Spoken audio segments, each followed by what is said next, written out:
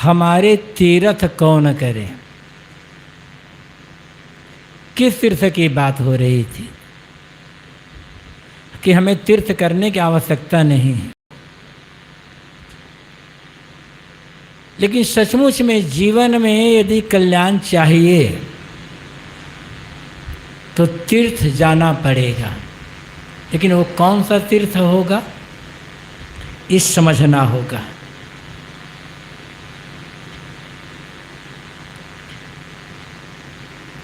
तीर्थ अनेक हैं, लेकिन उनमें हम 4 तीर्थों पर बात करेंगे। 4 तीर्थ।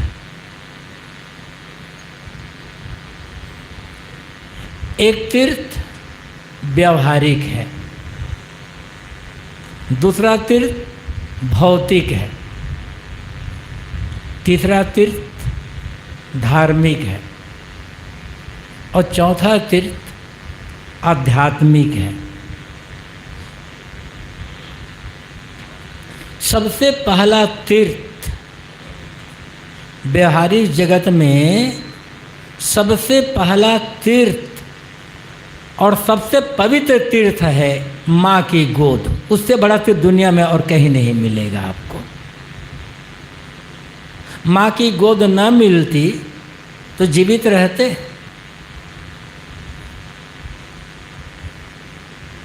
वहीं से हमारा जीवन शुरू होता है।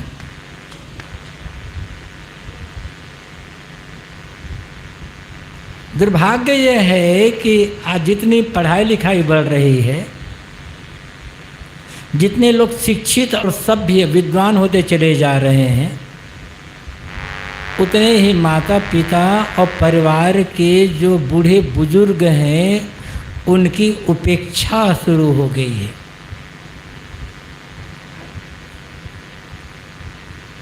ये सभ्यता नहीं है, असभ्यता है।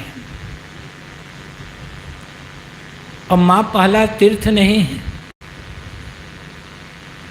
जितने देवता माने गए हैं, वैसे कहा जाता है 33 कोटि देवता, 33 करोड़ झूठ है। ये जो 33 करोड़ देवता कहते हैं वो बिल्कुल झूठ है, काल्पनिक। किसी भी पुरोहित, पंडित, साधु, महात्मा, बड़े से बड़े धर्मगुरु और शंकराचार्य से पूछिएगा, महाराज ये 33 करोड़ देवता की सूची कहाँ है, हमें बता दें। हमें 33 करोड़ नहीं, 1 लाख देवताओं का नाम गिना कर बता दो, कोई नहीं बता पाएगा। 33 कोटि शतपथ ब्राह्मण और बृहदारण्यक उपनिषद, ये 2 बड़े बड़े ग्रंथ हैं। बृहदारण्यक उपनिषद भी उसी शतपथ ब्राह्मण का ही अंश है। उसमें 33 कोटि देवताओं का वर्णन आता है और सब के सब प्राकृतिक जड़ है। 8 वसु, 11 रुद्र, 12 आदित्य, इंद्र और प्रजापति, ये कुल मिलाकर के 33 मतलब 33 श्रेणी है। कोटि मतलब करोड़ नहीं है, 33 श्रेणी के हैं। और 8 वसु, 11 रुद्र, 12 आदित्य जो कहे गए हैं, इंद्र प्रजापति, ये सब भौतिक है, प्राकृतिक शक्तियाँ। प्राकृतिक शक्तियों को देवता माना गया था पहले, और उनकी उपासना में पहले के ऋषि मुनि यज्ञ हवन किया करते थे। लेकिन प्राकृतिक शक्तियों की पूजा आराधना भक्ति करते हुए भी जब मन को संतोष नहीं मिला, सद्ज्ञान नहीं मिला, अंदर तृप्ति नहीं हुई, जीवन में बदलाव नहीं आया, तब देवता माने गए 4 देवता। ये 4 बड़े देवता जो नित्य हमारे सामने रहते हैं। मैंने कहा था कि सबसे बड़ा तीर्थ माना गया है माँ की गोद को। तो सबसे बड़ा देवता और सबसे पहला देवता माना गया है माँ को। मातृदेवो भव ये कहा गया है। पहला देवता और बड़ा देवता माँ है, जन्म देने वाली है। फिर दूसरा देवता पिता है, पितृदेवो भव कहा गया। और माता पिता के पश्चात तब जो हमें ज्ञान देने वाले हैं गुरु, उन्हें कहा गया आचार्य देवो भव। आचार्य गुरु जो हमें ज्ञान देते हैं, जीवन का मर्म बताते हैं, वो देवता है। और इसके पश्चात अतिथि देवो भव। आपके घर में जो अतिथि आते, मेहमान, वो देवता है। अतिथि का मतलब ये नहीं है जिन्हें आपने निमंत्रण देकर बुलाया है, वो अतिथि नहीं है, वो मेहमान है। जो आपको पहले से बता कर आता है, मैं अमुक दिन में आपके आ रहा हूँ, वो भी अतिथि नहीं है। अतिथि का अर्थ है बिना सूचना दिए, बिना बताए जो अचानक से घर में आ जाए, वो अतिथि है।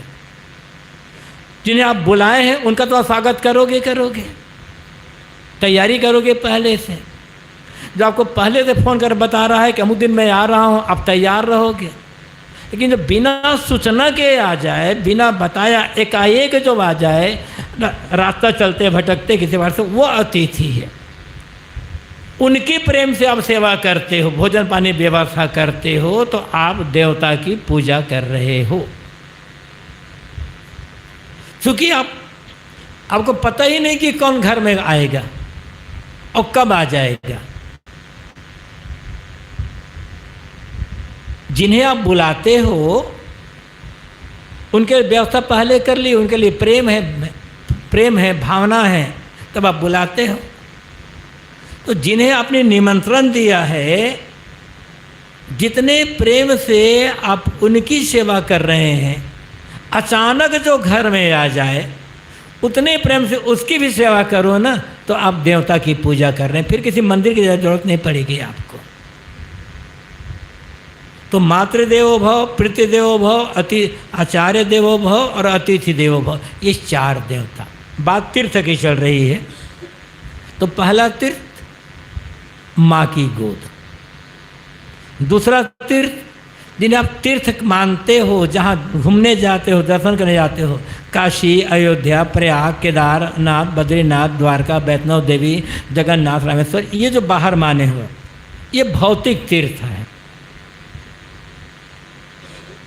यहाँ जाने से देश काल का ज्ञान होता है, अनेक लोग मिलते जुलते हैं, राष्ट्रीय भावना बढ़ती है, समता एकता की बात आती है।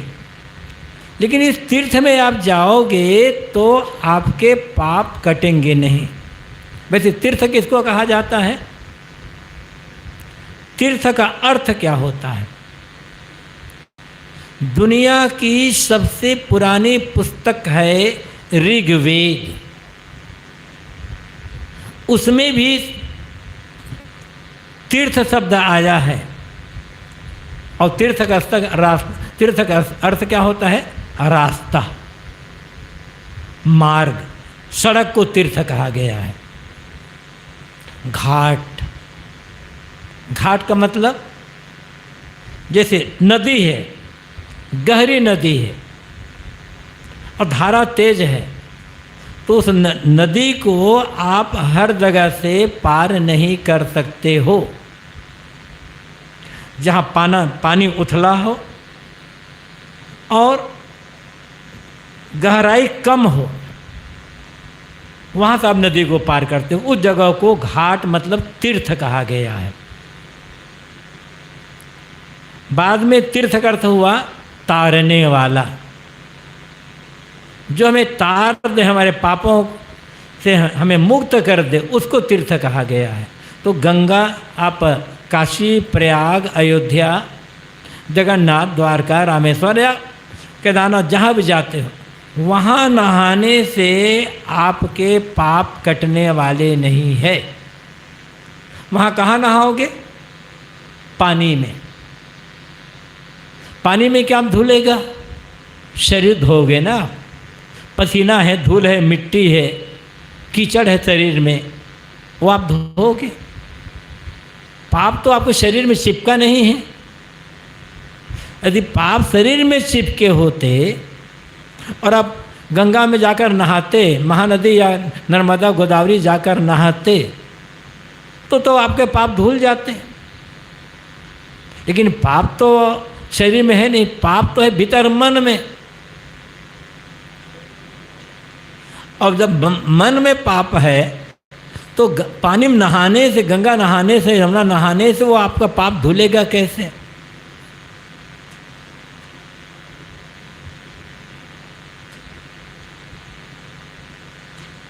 तीर्थ नहाए क्या भया, नहाए धोए क्या भया, जो मन मैल न जाए। अब नहाओ उसके लिए मना नहीं है। मैं नहा, आप कभी गए, काशी गए और कहीं गए और वहाँ संगम है, आप नहा रहे हो, तो उसके लिए मना ही नहीं है। लेकिन ये सोचोगे कि गंगा नहाने से हमारे पाप कट जाएगा तो धोखा है, भ्रम है। इस पर कबीर साहब को कहना पड़ा, नहाए धोए क्या भया, जो मन मैल न जाए, मीन सदा जल में रहे, धोए बात न जाए। यदि गंगा में नहाने से पाप धुलते तो मछली तो उसी में पैदा हुई है, वो उसी में जीती है, मछली के शरीर की दुर्गंध कहाँ जाती है? मछली तो पवित्र हो गई होती है ना, मछली के शरीर से सुगंध आ जाती, लेकिन क्या आती है? दुर्गंध आती है। नहाइए, लेकिन भ्रम में मत रहिए कि गंगा नहाने से हमारे पाप कटेंगे। जाओ तो वहाँ कुछ दिन बाहर रहोगे तो घर का जो खिचखिच है, घर में तो रात दिन टेंशन है मन में रहे, वो दिन बाहर निकलोगे तो घर के किचकिच, टेंशन, अशांति से आपका मन थोड़ा साफ रहेगा, शांत रहेगा। कहाँ कहाँ से लोग आए रहेंगे, यदि मेल मुलाकात होगी तो एक दूसरे की संस्कृति सभ्यता का ज्ञान होगा, राष्ट्रीय भावना बढ़ेगी, संतों महात्माओं के दर्शन होंगे। इसका उतना फल है बस। अब असली तीर्थ बता रहे हैं, जहाँ से कहा गया, मैंने कहा था तीर्थ का अर्थ क्या होता है? तारने वाला। मार्ग भी है, घाट है, रास्ता है, लेकिन तीर्थ कहा जाता है तारने वाले को। तीर्थ वही जो कि पाप से तारत। तीर्थ क्या है? जो हमें पापों से तार दे। अब पाप क्या है? बिरले बिरले को छोड़ करके हर आदमी पापी है, हर आदमी पापी। लेकिन हमें दूसरे को पापी नहीं कहना है, अपने मन के पाप को समझना है। चोरी करना, हत्या करना, व्यभिचार, बलात्कार करना, किसी घर में डाका डाल लेना, किसी घर में आग लगा देना, ये बड़े बड़े पाप हैं। और ऐसा करने वाले थोड़े लोग होते हैं। लेकिन जो ऐसे पाप होते हैं जो करते तो हैं किंतु समझ में नहीं आता है, वो पाप है क्या? पाप वही मन मध्य विकारा। हमारे मन के विकार हैं, हमारे मन की जो गंदगी है वो पाप है। इसलिए जीवन को बहुत संभाल कर जीने की जरूरत, आवश्यकता है। हमारे पास जो मन है ना, उस मन को बहुत संभाल कर रखने की आवश्यकता है। थोड़े थोड़े में हमारा मन बदलता रहता है, थोड़े थोड़े में बिगड़ता रहता है, और थोड़े थोड़े में मन में गंदगी आ जाती है। हो सकता है घर में कचड़े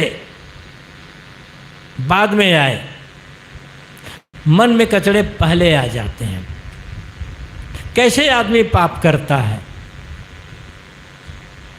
अब पाप है क्या? आप जहां रहते हो, मतलब आप हम जहां रहते हैं, आपका कोई पड़ोसी है या आपके गांव का कोई आदमी है जिसने बहुत बढ़िया मकान बना लिया, 2-4 तल्ले बड़ा सा सुंदर मकान बना लिया। उस मकान को देख करके आपका मन दुखी हो गया तो समझना मैंने पाप कर लिया। ये दुखी होना मन के पापी होने का लक्षण है। उस मकान को देखकर आपका मन में ईर्ष्या आ गई, जलन आ गई। आपने सुना कि आपके पड़ोसी को या आपके शत्रु को व्यापार में इस साल 20 लाख का मुनाफा हुआ है और मन दुखी हो गया तो समझ लेना पाप कर लिया। आपने सुना कि आपके दुश्मन के बेटे को अच्छी नौकरी मिल गई, ईर्ष्या आ गई मन में, मन दुखी हो गया तो पाप हो गया। संभाल कर रखना है मन को। किसी रोगी को देखे, किसी दुखी आदमी को देखे। एक रोगी आदमी है, शरीर में मलमूत्र लग गया है, मक्खियां भिन भिना रही है। उस रोगी आदमी को देख करके नाक भौर से कर लिए ना तो आपने पाप कर लिया। अरे वहाँ पर दया करना चाहिए था। भले उसके साफ सफाई न कर पाते, भले इलाज न करवा पाते, लेकिन आपने घृणा कर लिया उससे, नाक भौर से कर लिया। ये भीतर के पाप को बता रहा है। किसी भी दुखी को, किसी गरीब को, किसी लाचार को देख करके मन में घृणा होना मन के पाप का लक्षण है। समझना है इसको। आपने ये सुना कि आपका कोई पड़ोसी, आपका कोई बैरी, उसको व्यापार में 10-15 लाख 20 लाख का घाटा हो गया। उसके घर में कोई बीमार पड़ गया, किसी की मौत हो गई, आपके शत्रु के यहाँ हो रहा, उसको सुन करके आपका मन खुश हो गया तो समझना पाप हो गया। दूसरे के सुख को देख करके मन में दुख होना, ईर्ष्या होना, जलन होना, ये पापी मन का लक्षण है। दूसरे के दुख को देख करके खुश होना, ये पापी है। आप सुनते हैं ना राक्षस। राक्षस किसे कहा जाता था? जो किसी को दुखी देखकर, किसी को मार करके, किसी को और देख करके जो हंसता था खिलखिला करके, अच्छा हुआ हो गया। सोचना है कभी हमारा मन राक्षस तो नहीं बनता है कभी। किसी को राक्षस कह देना बड़ा सरल है, अपने मन के राक्षसपना को पहचानना ये कठिन होता है। और जो अपने मन के इस राक्षसपना को पहचान लेता है और पहचान करके इसे दूर करने का काम करता है, वही भगत है, वही धार्मिक है। उसी का आप पुजारी कह सकते हो, उसी का आप सत्संगी कह सकते हो और उसी का आप साधु कह सकते हो। बाहर मंदिर जाकर के पूजा करना सरल है,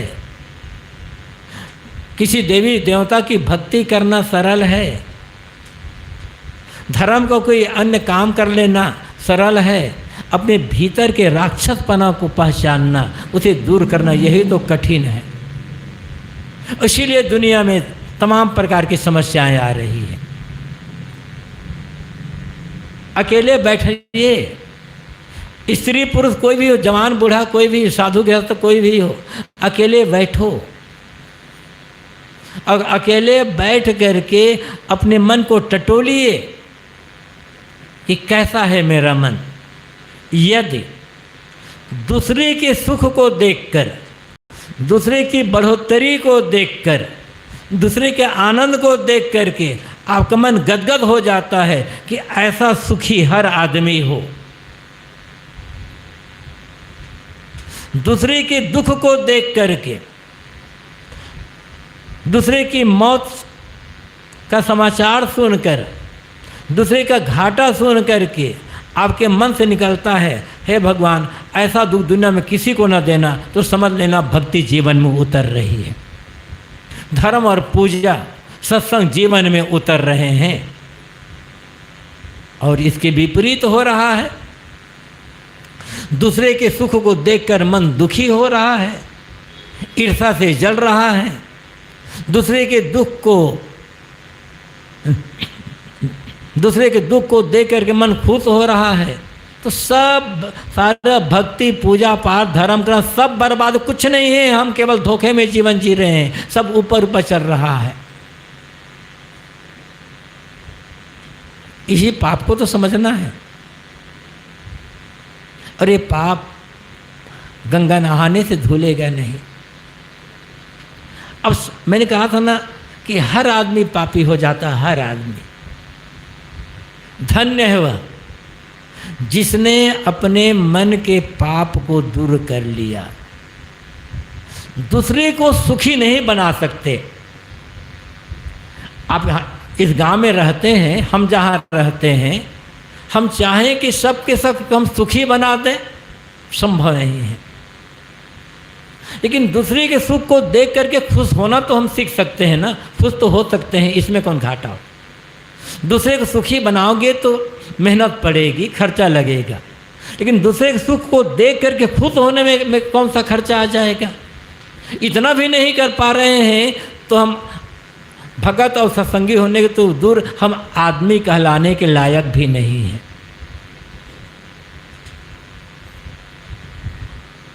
और दूसरे के दुख को देख करके सुन करके मन में दया नहीं आ रही है। अरे उसके दुख को दूर नहीं कर सकते तो ये तो सोच सकते हैं ना कि ऐसा दुख दुनिया में किसी को ना मिले और इस आदमी का दुख जल्दी से दूर हो जाए। ये सोचने में क्या घाटा है। कितनी मनुष्यता हमारे भीतर है, कितनी इंसानियत हमारे भीतर है, समझते हैं कभी। मैं बात तीर्थ की कर रहा था। तीर्थ वही जो कि पाप से तारत। तीर्थ क्या है? जो हमें पापों से तार दे। और पाप वही मन का विकारा। पाप क्या है? मन के अंदर जो विकार कुछ भी है, ईर्षा है, घृणा है, राग है, द्वेष है, बैर है, विरोध है, कलह है, लोभ लालच है, क्रोध है, हिंसा, हत्या है, या और किसी भी प्रकार के पराई स्त्री को देखकर, पराय पुरुष को देखकर मन में कुभावना आ जाती है, सब के सब विकार है और यही पाप है। इसी को तो धोना है ना। और धुलेगे कहाँ ये पाप? ज्ञान की वाणी सुन करके, अच्छे विचार सुन करके। ज्ञान की वाणी और अच्छे विचार, जीवन जीने की सीख, ये सब कहाँ मिलेंगे? सत्संग में। सत्संग कहीं का भी हो, कैरपंथियों का है, राधा स्वामियों का है, निरंकारियों का है, वैष्णव वेदांती, ये सब भूल जाइए। सत्संग अर्थ होता है जहाँ सत्य की चर्चा होती हो, सत्य का संग, सत्य का संदेश यहाँ दिया जाता है, सत्य पर सत्य का ज्ञान दिया जहाँ दिया जा रहा है, वो सत्संग है। सत्संग के बाद सत्संग होता है। बाकी सारे विशेषण हटा दिए, कैरपंथी वैष्णव सब हटा दे। जहाँ से भी ज्ञान मिले, जहाँ से भी ज्ञान, वो ज्ञान हमारा कल्याण करेगा। बीमार पड़ते हो,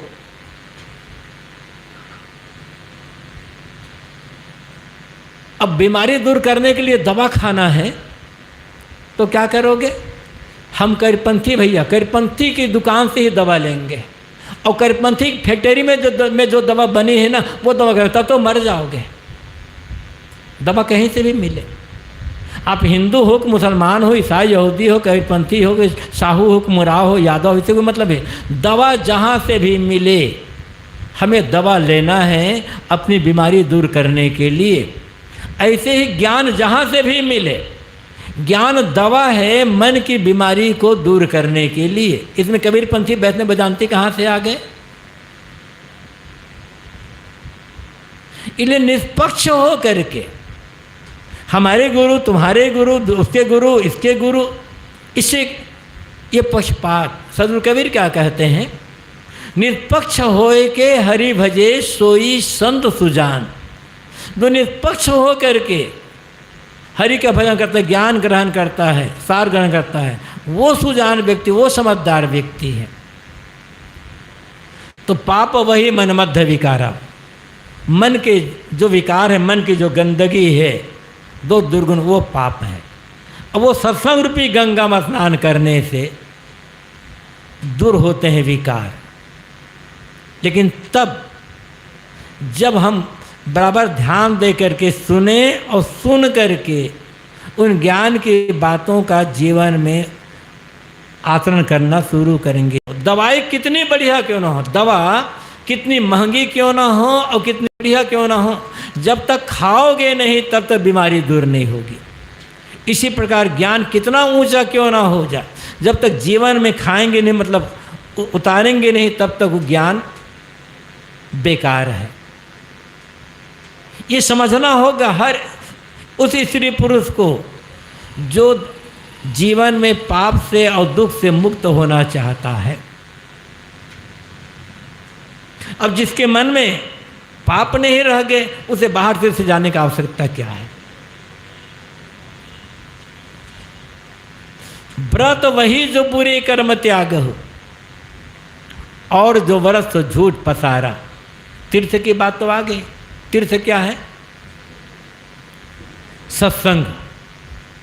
सो सत्संगत तीर्थ सत्य है, नाशत दुर्गुण लागे नवारा।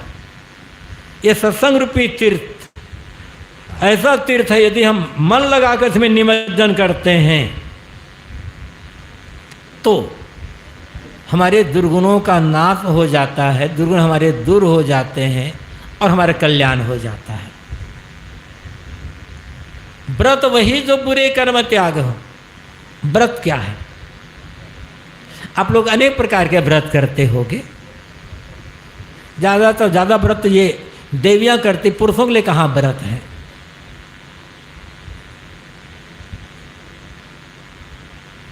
दीपावली के बाद चौथे दिन करवा चौथ का व्रत आता है। पता नहीं इधर लोग, इधर महिलाएं करती हैं, यूपी में तो हद है।